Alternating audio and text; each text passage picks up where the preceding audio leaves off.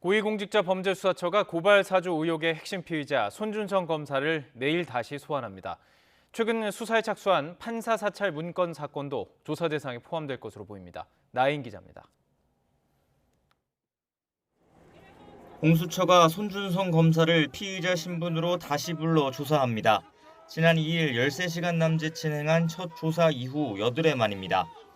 손 검사는 지난해 4월 대검찰청 수사정보 정책관으로 일하며 부하 직원들에게 여권 인사를 향한 고발장 작성을 지시하고 이를 국민의힘 김웅 의원에게 전달한 혐의를 받습니다.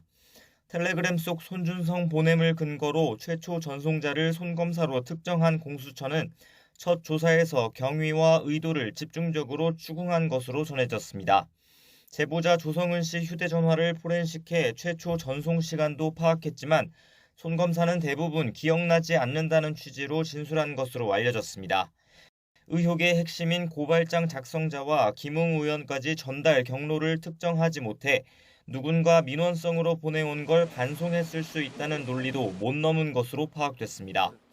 당시 검찰총장이었던 윤석열 후보의 관여 가능성을 확인하고자 대검 수사정보정책관실의 업무 구조도 따져 물은 것으로 전해졌지만 손 검사 혐의를 구성하지 못하면 윗선 수사는 어려운 상황입니다.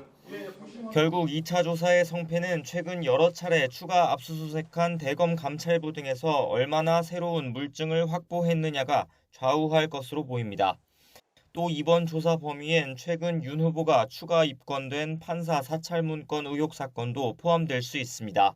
지난달 서울행정법원은 검찰총장 재직 시절 해당 의혹으로 윤 후보를 징계한 법무부 처분이 적법했다며 당시 손 검사가 윤 후보 지시를 받았다고 판결했고 공수처도 앞서 기각된 손 검사 구속영장에 이런 내용을 적었습니다.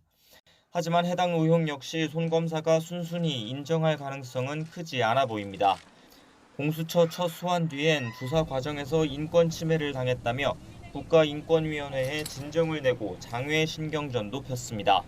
공수처는 공식 입장을 내진 않았지만 내부적으론 불쾌한 기색도 엿보이는데 2차 조사 역시 치열한 공방이 오갈 것으로 전망됩니다. YTN 나인입니다.